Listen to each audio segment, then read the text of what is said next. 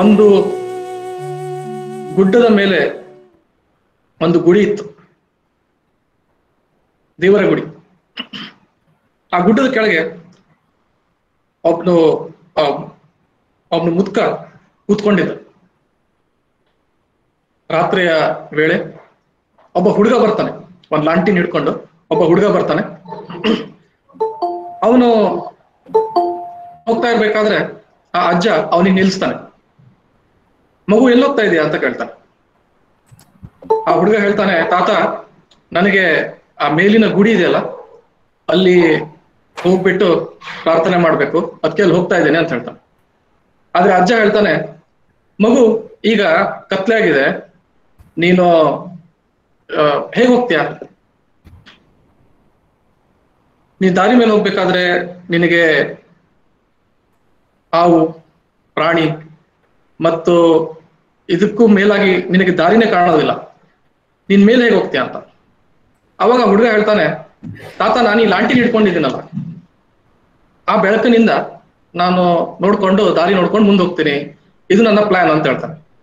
ಅವಾಗ ಅಜ್ಜ ಹೇಳ್ತಾನೆ, ಆದ್ರೆ ಮಗು ಅದು ಎಷ್ಟು ಮೇಲಿದೆ ಅಂತಂದ್ರೆ ತುಂಬಾ ದೂರ ಇದೆ, ನಿನಗೆ ತುಂಬಾ ದೂರ ಕಾಣಲ್ಲ, ಅದು ನೀನು ದಾರಿ ಮೇಲೆ ತುಂಬಾ ಕಷ್ಟ ಆಗತ್ತೆ ನಿನಗೆ, ನೀನ್ ಬೆಳಿಗ್ಗೆ ಹೋಗುವಂತೆ ಅಂತ ಹೇಳ್ತಾನೆ ಲೈಟ್ ಇದ್ದಾಗ. ಅವಾಗ ಹುಡುಗ ಹೇಳ್ತಾನೆ, ತಾತ ನನಗೆ ಈ ಲಾಂಟಿನಿಂದ ಗುಡ್ಡದವರೆಗೆ ಕಾಣ್ಬೇಕಂತ ಇಲ್ಲ, ನನಗೆ ಒಂದು ಹೆಜ್ಜೆ ಮುಂದೆ ಕಂಡ್ರೆ ಸಾಕು, 2 ಹೆಜ್ಜೆ ಮುಂದೆ ಕಂಡ್ರೆ ಸಾಕು.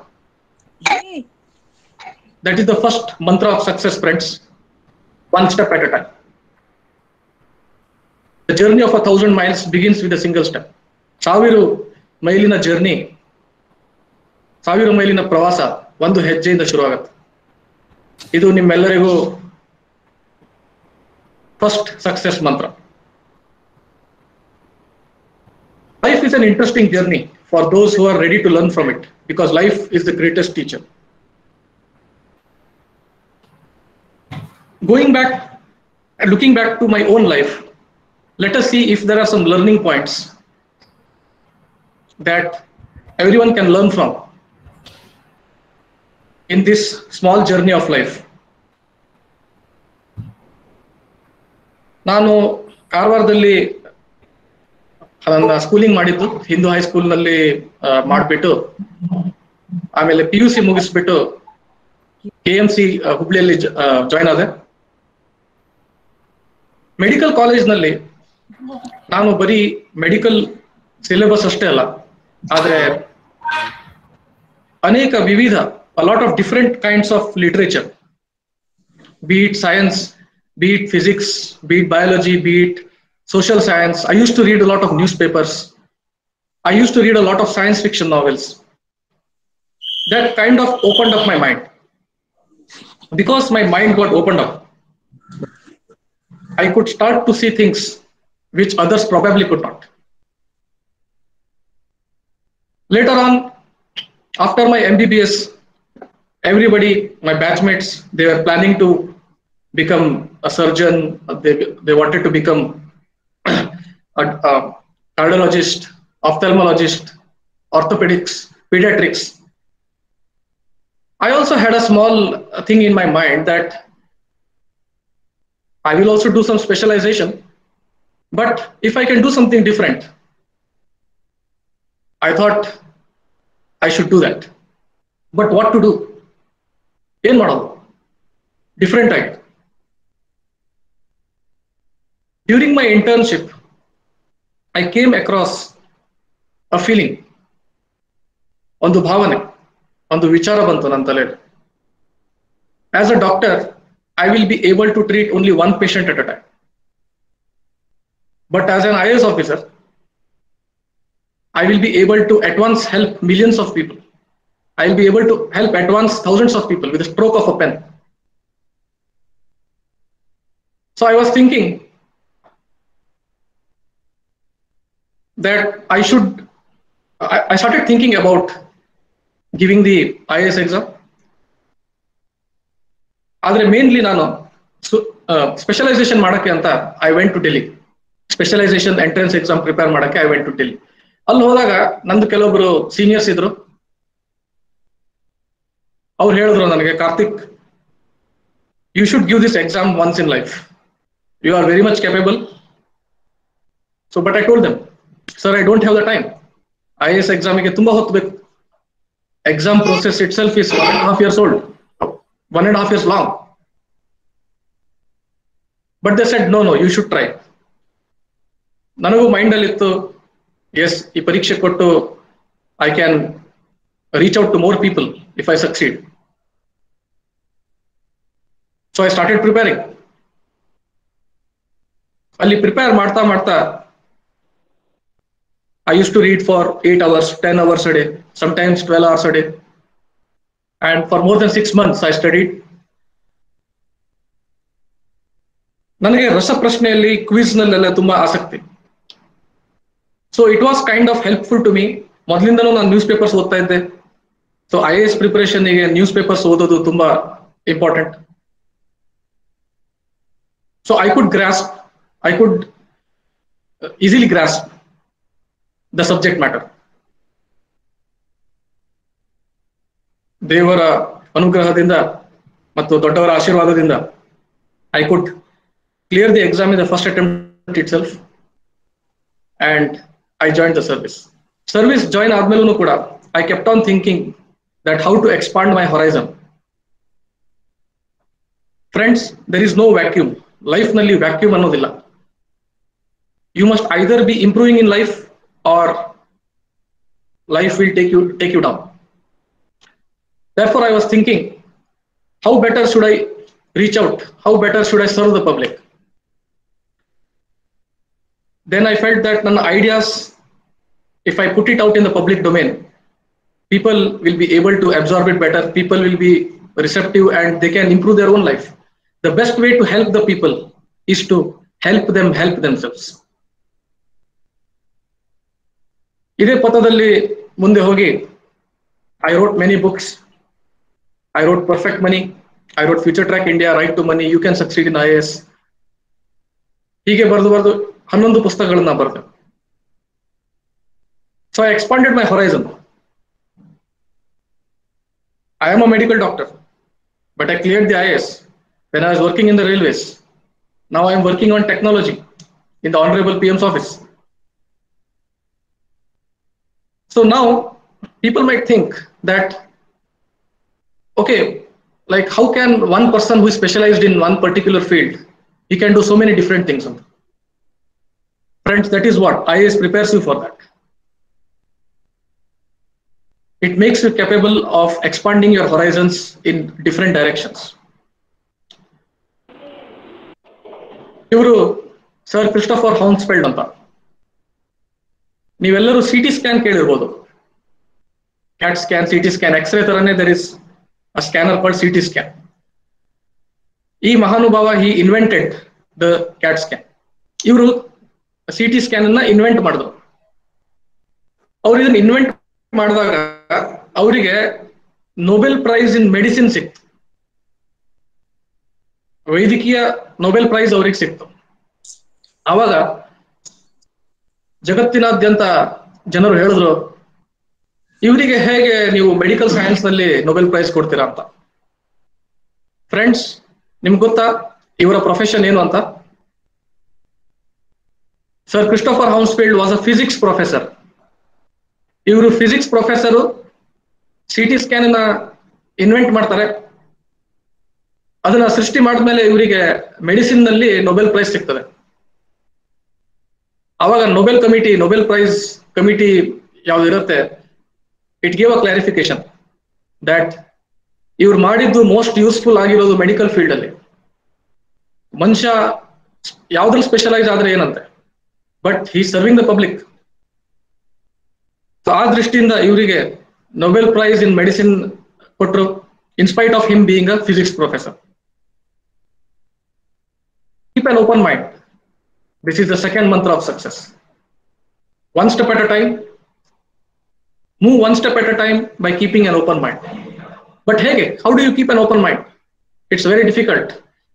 From our schooling, college, graduation, we are conditioned to think in a specific manner. We are conditioned to think in a specific direction. But you should keep your mind open. How do you do it? Try to learn from others' experience. ಬೇರೆಯವರ ಅನುಭವದಿಂದ ಕಲಿಯಲು ಪ್ರಯತ್ನ ಮಾಡಿ. ನಿಮ್ಮ ಅಕ್ಕಪಕ್ಕದಲ್ಲಿ ನಿಮ್ಮ ಸ್ನೇಹಿತರು, ನಿಮ್ಮ ರಿಲೇಟಿವ್ಸ್, ಟೀಚರ್ಸ್, ಮತ್ತೆ ನೀವು ಟಿವಿಯಲ್ಲಿ ನೋಡ್ತಾ ಇರ್ತೀರಾ, ನ್ಯೂಸ್ ಅಲ್ಲಿ ಬರ್ತಾ ಇರತ್ತೆ, ಜನರ ಅನುಭವ, ಅದನ್ನ ತಮ್ಮ ಜೀವನದಲ್ಲಿ ಅಳವಡಿಸಿಕೊಳ್ಳಲು ನೀವು ಟ್ರೈ ಮಾಡಿ. If you learn from others' experience, it will save you the time. ನನಗೆ ಒಬ್ರು ಒಂದ್ಸತಿ ಕೇಳಿದ್ರು, ನೀವು ಇಷ್ಟು ಸಣ್ಣ ವಯಸ್ಸಿನಲ್ಲಿ you have written so many books, you have written so many research papers, and you are serving at the highest level. How did you do it, sir? ಅಂತ. So ನಾನು ಅವ್ರಿಗೆ ಹೇಳಿದೆ, of the many things, there are many factors, ತುಂಬಾ ಕಾರಣಗಳಿದಾವೆ, but most important is that I have been able to learn from other people's experience. If someone has failed doing something, it becomes a learning point. If someone has succeeded, that also becomes a learning point. ಯಾಕೆಂದ್ರೆ ಅವರು ಅನುಭವವನ್ನು already ಮಾಡ್ಬಿಟ್ಟಿದ್ದಾರೆ. So ನೀವು ಅದರಿಂದ ಕಲಿಬೇಕಷ್ಟೇ. ನೀವು ಅದನ್ನ ಕಲ್ತ್ಕೊಂಡು ನಿಮ್ ಜೀವನಕ್ಕೆ ಅಳವಡಿಸ್ಕೊಂಡ್ರೆ ನಿಮ್ದು ಅಷ್ಟು ಟೈಮ್ ಉಳಿಯುತ್ತೆ, ನಿಮ್ದು ಅಷ್ಟು ಎಫರ್ಟ್ ಉಳಿಯುತ್ತೆ, ಅಷ್ಟು ನಿಮ್ಮ ಪ್ರಯತ್ನ ಉಳಿಯುತ್ತೆ. Second point, apply what you learn in the classroom, or at least attempt it. ನೀವು ಕ್ಲಾಸ್ ರೂಮ್ ನಲ್ಲಿ ಏನ್ ಕಲಿತೀರಾ ಅದನ್ನ ಅಪ್ಲೈ ಮಾಡಕ್ಕೆ ಟ್ರೈ ಮಾಡಿ. ನಮ್ಮ ಎಜುಕೇಶನ್ ಸಿಸ್ಟಮ್ ಪ್ರೆಸೆಂಟ್ಲಿ ಈಗ ಇನ್ಫ್ಯಾಕ್ಟ್ ಇವಾಲ್ವ್ ಆಗ್ತಾ ಇದೆ, it is becoming better. But the earlier education system was such that ನೀವು ಕ್ಲಾಸ್ ನಲ್ಲಿ ಕಲ್ತ್ಬಿಟ್ಟು ಮನೆಗೆ ಬಂದು ಮರ್ತ್ ಬಿಡೋದು. ಕ್ಲಾಸ್ ನಲ್ಲಿ ಕಲಿಸ್ತಾರೆ ಕ್ಲೆನ್ಲಿನೆಸ್ ಹೆಂಗ್ ಮಾಡ್ಬೇಕು, ಹೈಜೀನ್ ಹೆಂಗ್ ಇಟ್ಕೋಬೇಕು, ಸ್ವಚ್ಛವಾಗಿ ಹೇಗೆ ಇಟ್ಕೋಬೇಕು. ಬಟ್ ಅದೇ ನಾವು ಮನೆಗೆ ಬಂದ್ಬಿಟ್ಟು ಅದು ಯಾವ್ದನ್ನು ಪಾಲಿಸಲ್ಲ. ಬಟ್ ನೀವು ಅದನ್ನು ಪಾಲಿಸಿದ್ರೆ ನಿಮ್ಮ ಸಕ್ಸೆಸ್ ಪ್ರೊಬಬಿಲಿಟಿ ಹೆಚ್ಚಾಗುತ್ತೆ. Because you are learning something new, you are applying it in your life, you are changing your lifestyle for the better.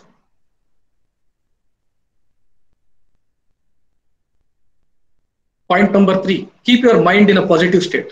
ನಿಮ್ಮ ಮೈಂಡ್ ನ ಯಾವಾಗಲೂ ಪಾಸಿಟಿವ್ ಸ್ಟೇಟ್ ಅಲ್ಲಿ ಇಟ್ಕೋಬೇಕು. ಯೋಗ, ಮೆಡಿಟೇಷನ್, ಧ್ಯಾನ, pranayama, these all will help you to keep your mind in a meditative state and a positive state. ನೀವು news ಅಲ್ಲಿ ನೋಡ್ತೀರಾ, many times you have negative news. There are people who are negative, they try to spread negativity. But ನೀವು negative ವಿಚಾರ ಮಾಡೋದ್ರಿಂದ ನಿಮ್ಮ piece of mind, ಮನಃಶಾಂತಿ ಹಾಳಾಗುತ್ತೆ. ಮನಃಶಾಂತಿ ಹಾಳಾದ್ರೆ ನಿಮ್ಮ ಜಜ್ಮೆಂಟ್ ಎಫೆಕ್ಟ್ ಆಗುತ್ತೆ. ಸೊ ಆದಷ್ಟು try to keep your mind in a positive state. 1948ರಲ್ಲಿ ಕೊರಿಯಾ, ನೀವು ಸ್ಲೈಡ್ ನಲ್ಲಿ ನೋಡ್ತಾ ಇದ್ದೀರಾ, ಈ ಕೆಂಪು ಬಣ್ಣದ ಈ ಮ್ಯಾಪ್ ನಲ್ಲಿ ಒಂದು ಕೆಂಪು ಬಣ್ಣದ ಜಾಗ ಇದೆ, ಅದು Korea. That's north Korea and south Korea. ಒಬ್ಬನು ಹುಡುಗ ಕೊರಿಯಾದ ಒಂದು ಜಾಗದಲ್ಲಿದ್ದ. ಮೊದ್ಲೇ ಈ ಮ್ಯಾಪ್ ನೀವು ನೋಡ್ತಾ ಇದ್ದೀರಲ್ಲ, ಅದು ಈಗಿನ ಮ್ಯಾಪ್. 1948 ನಲ್ಲಿ ಇದು ಒಂದೇ ದೇಶ ಆಗಿತ್ತು ಮೊದ್ಲೆ. It was a single country. ಅವಾಗ it was known only as Korea. Korea ದೇಶದಲ್ಲಿ ಒಬ್ನು ಯಾವುದೋ ಒಂದು ಹಳ್ಳಿಯಲ್ಲಿ ಒಬ್ನು ಹುಡುಗ ಇದ್ದ. ಅವನಿಗೆ ಜೀವನದಲ್ಲಿ ಏನೋ ಒಂದು ಸಾಧನೆ ಮಾಡ್ಬೇಕು ಅಂತ ಒಂದು ಹುರುಪು. ಅದಕ್ಕೆ ನಾನು ಪಟ್ಟಣಕ್ಕೆ ಹೋಗ್ತೀನಿ ಅಂತ ವಿಚಾರ ಮಾಡ್ದ. ಬಟ್ ಪಟ್ಟಣಕ್ಕೆ ಹೋಗಕ್ಕೆ ಅವನ ಹತ್ರ ದುಡ್ಡು ಇರ್ಲಿಲ್ಲ. ಅದಕ್ಕೆ ಏನ್ ಮಾಡ್ದ ಅಂದ್ರೆ, ಒಂದ್ ರಾತ್ರಿ ಅವನು ಯಾರಿಗೂ ಹೇಳ್ದೇನೆ ಅವನ ಮನೆಯ ಕೊಟ್ಟಿಗೆ ಇದೆಯಲ್ಲ, ಕೊಟ್ಟಿಗೆಯಲ್ಲಿ ಒಂದು ದನ ಇತ್ತು. ಹಿ ಸ್ಟೋಲ್ ದ ಕೌ, ಅವ ಆಕಳನ್ನ ಕದ್ದು ಬಿಟ್ಟು ಅದರಿಂದ ಬಂದ ದುಡ್ಡಿನಿಂದ ಅವನು ಓಡೋಗ್ಬಿಡ್ತಾನೆ. ಆ ಹಳ್ಳಿಯಿಂದ ಓಡೋಗ್ಬಿಡ್ತಾನೆ. ಹೋಗ್ಬಿಟ್ಟು ಸಿಯೋಲ್ ಅಂತ ಒಂದು ರಾಜಧಾನಿ, ಸಿಯೋಲ್ ಅಂತ ಕೊರಿಯಾದ ರಾಜಧಾನಿ, ಅಲ್ಲಿ ಹೋಗ್ತಾನೆ. ಸ್ನೇಹಿತರೆ, you know what is surprising? After a few days of this boy running away, there was war between North Korea and South Korea, and this border got drawn. ಈ ಬಾರ್ಡರ್ ಇದೆಯಲ್ಲ, ಆ ದೇಶ ವಿಭಜನೆ ಆಗೋಯ್ತು, ಮತ್ತೆ ಬಾರ್ಡರ್ ಆಗೋಯ್ತು, ಬಾರ್ಡರ್ ಬಂದ್ಬಿಡ್ತು. ಈ ಹುಡುಗ ನಾರ್ತ್ ಕೊರಿಯಾದ ಯಾವುದೋ ಒಂದು ಹಳ್ಳಿಯಲ್ಲಿದ್ದ. ಅಲ್ಲಿಂದ ಸೌತ್ ಕೊರಿಯಾಕ್ಕೆ ಓಡ್ ಬಂದ ಕೆಲವೇ ದಿನಗಳಲ್ಲಿ ಯುದ್ಧ ಆಗ್ಬಿಟ್ಟು ದೇಶ ವಿಭಜನೆ ಆಗೋಯ್ತು. ನಾರ್ತ್ ಕೊರಿಯಾದಲ್ಲಿ ಇದ್ದವರೆಲ್ಲ ಆಮೇಲೆ ಇದರಲ್ಲಿ ಹಿಂದಕ್ಕೆ ಹೋದ್ರು, ಪ್ರೋಗ್ರೆಸ್ ಮತ್ತೆ ಡೆವಲಪ್ಮೆಂಟ್ ಅಲ್ಲಿ ಹಿಂದಕ್ಕೆ ಹೋದ್ರು. ಸೌತ್ ಕೊರಿಯಾದಲ್ಲಿ ಪ್ರೋಗ್ರೆಸ್ ಆಯ್ತು. ಸುಮಾರು 50 ವರ್ಷ ಆದ್ಮೇಲೆ 1998 ನಲ್ಲಿ ಆ ಹುಡುಗ, ಅವನ ಹೆಸರು ಚಂಗ್ ಜೂ ಯುಂಗ್ ಅಂತ, ಆ ಹುಡುಗ ನಾರ್ತ್ ಕೊರಿಯಾಕ್ಕೆ 1001 ಆಕಳುಗಳನ್ನ as a token of gratitude, ಧನ್ಯವಾದ ಹೇಳುತ್ತಾ 1001 ಆಕಳುಗಳನ್ನ ನಾರ್ತ್ ಕೊರಿಯಾಗೆ ಗಿಫ್ಟ್ ಅನ್ನಾಗಿ ಕೊಡ್ತಾನೆ, ಕಾಣಿಕೆಯನ್ನಾಗಿ ಕೊಡ್ತಾನೆ. ಸ್ನೇಹಿತರೆ, ಚಂಗ್ ಜೂ ಯುಂಗ್ ಯಾರು ಗೊತ್ತಾ ನಿಮ್ಗೆ? He is the founder of Hyundai company. ಜಗತ್ತಿನ ಅತಿ ದೊಡ್ಡ ಕಂಪನಿಗಳಲ್ಲೊಂದು ಹ್ಯುಂಡೈ. ಆ ರಾತ್ರಿ ಅವನು ಓಡ್ ಹೋಗುವ ನಿರ್ಧಾರ ತಗೊಳ್ದೇ ಇದ್ದಿದ್ರೆ ಇವತ್ತು ಹ್ಯುಂಡೈ ಕಂಪನಿ ಇರ್ತಿರ್ಲಿಲ್ಲ. ಈ ಹ್ಯುಂಡೈ ಕಂಪನಿಯಿಂದ ಸೌತ್ ಕೊರಿಯಾ ಇಕಾನಮಿನೇ ಡೆವಲಪ್ ಆಯ್ತು because of his one decision. And that decision came to him. He took that decision because he had the burning desire to succeed.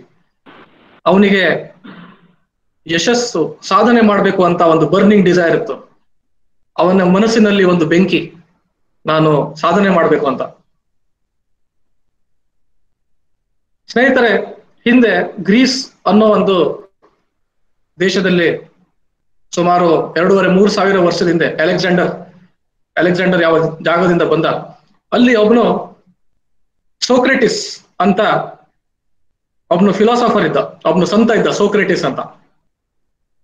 ಸೋಕ್ರೆಟಿಸ್ಗೆ ಒಬ್ನು ಹುಡುಗ ಬಂದ್ಬಿಟ್ಟು ಕೇಳ್ತಾನೆ, ತಾತ ನನಗೆ ಯಶಸ್ಸಿನ ದಾರಿ ಹೇಳ್ಕೊಡು ಅಂತ. ಹೇಗೆ success, tell me the success ಮಂತ್ರ. ಸೋಕ್ರೆಟಿಸ್ ಅವನಿಗೆ ಹೇಳ್ತಾನೆ, ಬಾ ಮಗು ಬಾ, ನನ್ ಜೊತೆ ಬಾ ಅಂತ ಹೇಳ್ತಾನೆ. ಅವನನ್ನ ಒಂದು ನದಿಗೆ ಕರ್ಕೊಂಡು ಹೋಗ್ತಾನೆ. ನದಿಗೆ ಕರ್ಕೊಂಡು ಹೋಗ್ಬಿಟ್ಟು ನದಿ ಮಧ್ಯದಲ್ಲಿ ಹೋಗ್ತಾರೆ. ಸುಮಾರು ಸೊಂಟದಷ್ಟು ಆಳದವರೆಗೆ ಹೋಗ್ತಾರೆ. ಆ ಹುಡುಗನ್ ಕರ್ಕೊಂಡು ಹೋಗ್ತಾನೆ. ಅವ್ನು ಹೇಳ್ತಾನೆ, ತಾತ ನನ್ಗೆ ಇಲ್ಲ ಕರ್ಕೊಂಡ್ ಬಂದಿದ್ಯಾ ಸಕ್ಸೆಸ್ ಮಂತ್ರ ಕಲ್ಸಕ್ಕೆ ಅಂತ.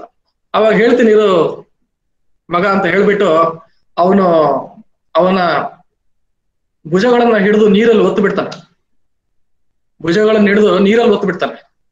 ಹುಡುಗ ತುಂಬಾ ಸರ್ಪ್ರೈಸ್ ಆಗ್ಬಿಟ್ಟು, ಶಾಕ್ ಆಗ್ಬಿಟ್ಟು ಒದ್ದಾಡಕ್ಕೆ ಶುರು ಮಾಡ್ತಾನೆ, ವಿಲವಿಲ ಅಂತಾನೆ. ಸುಮಾರು ಹೊತ್ತು ಹಿಂಗೆ ನೀರು ಒಳಗೆ ಒತ್ತಿಡಿದಾಗ ಆ ಹುಡುಗ ತನ್ನ ಒಳಗಿನ ಅಪಾರವಾದ ಒಂದು ಶಕ್ತಿಯನ್ನ, ಅದರ ಸಪೋರ್ಟ್ ಇಂದ ಸೋಕ್ರೆಟಿಸ್ಗೆ ಒತ್ತು ಬಿಟ್ಟು ಹೊರಗಡೆ ಬರ್ತಾನೆ. ಹೊರಗಡೆ ಬಂದ್ಬಿಟ್ಟು ಒಂದು ದೊಡ್ಡ ಉಸಿರು ತಗೊಂತಾನೆ.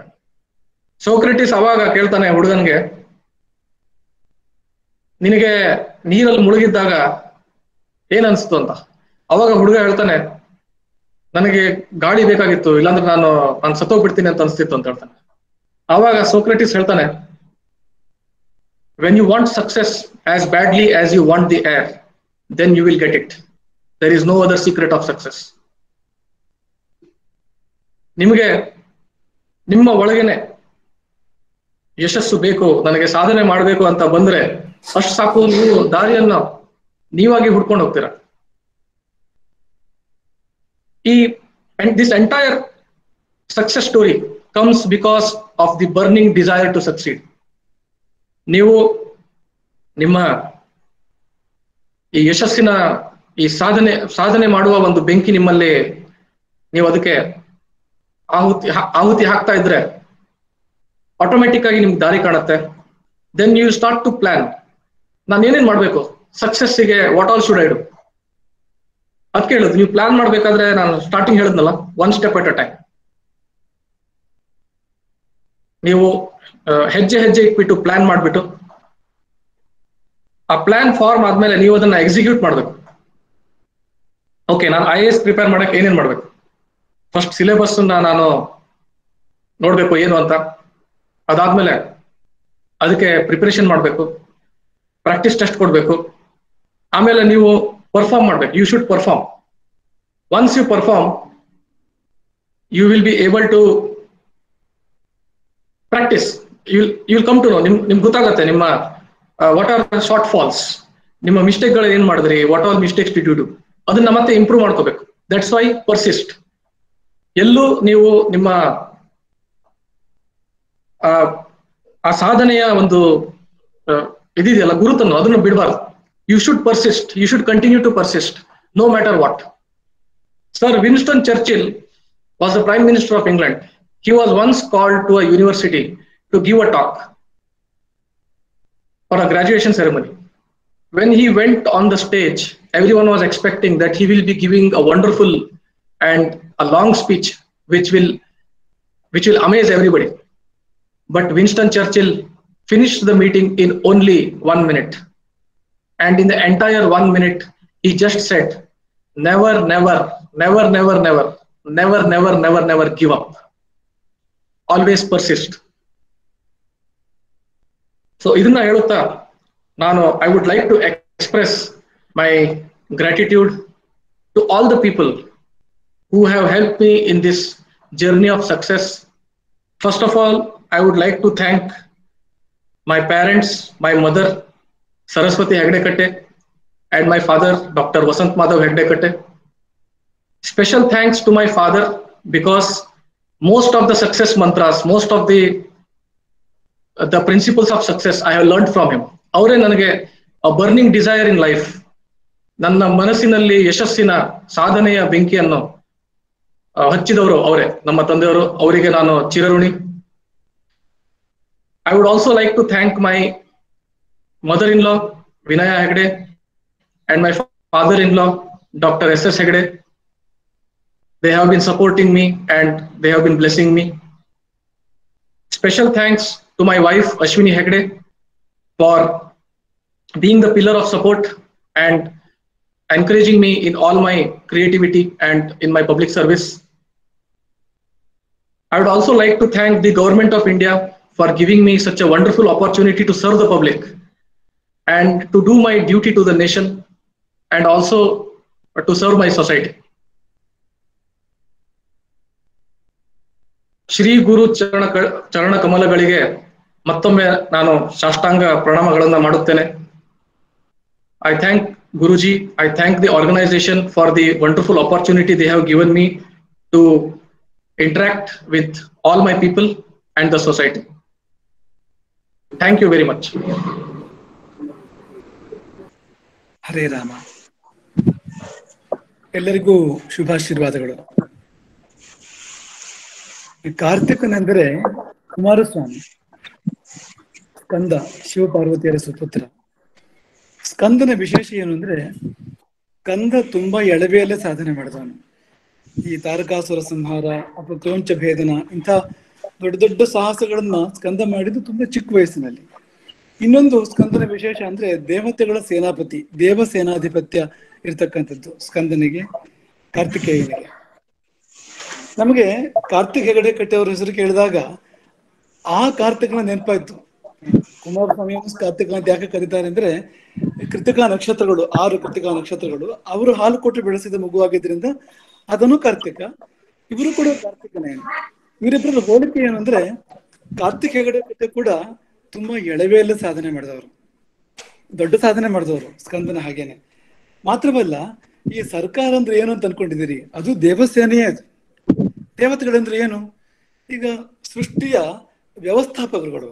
ಈಗ ದೇವ ಪರಮಾತ್ಮನ ಸರ್ಕಾರ ಅಂತ ಅನ್ಕೊಂಡ್ರೆ ದೇವತೆಗಳೆಲ್ಲ ಅಧಿಕಾರಿಗಳು, ಅದರಲ್ಲಿ ಅವರುಗಳು ವ್ಯವಸ್ಥೆಯನ್ನು ನಡೆಸ್ಕೊಡ್ತಾರೆ ಅಂತ.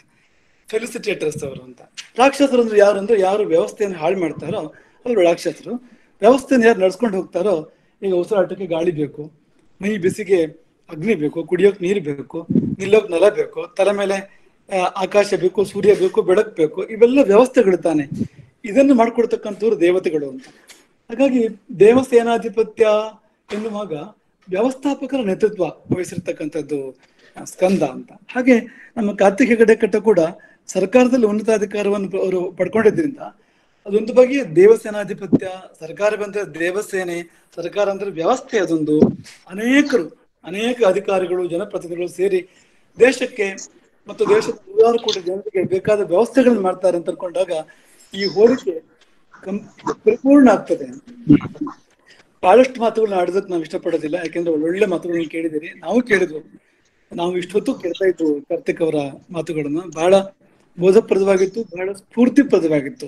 ಎರಡು ಸಾಧನೆಯ ಮಾರ್ಗವನ್ನು ತೋರಿಸುವಂತೆ ಇತ್ತು. ಕಾರ್ತಿಕ್, ನಾವು ನಿಮ್ಗೆ ಹೇಳೋಕಿರೋದು ಎರಡೇ ವಾಕ್ಯ. ಮಠಕ್ಕೆ, ಸಮಾಜಕ್ಕೆ, ವಿದ್ಯೆ ವ್ಯವಸ್ಥೆಗೆ ನೀವು ದೊಡ್ಡ, ಮಾತ್ರವಲ್ಲ ನಮ್ಮ ವಿದ್ಯಾರ್ಥಿಗಳಿಗೆ, ಈ ನಮ್ಮ ವಿಷ್ಣುಗುಪ್ತ ವಿಶ್ವವಿದ್ಯಾಪೀಠದ ವಿದ್ಯಾರ್ಥಿಗಳಿಗೆ ನೀವು ಸ್ಫೂರ್ತಿ.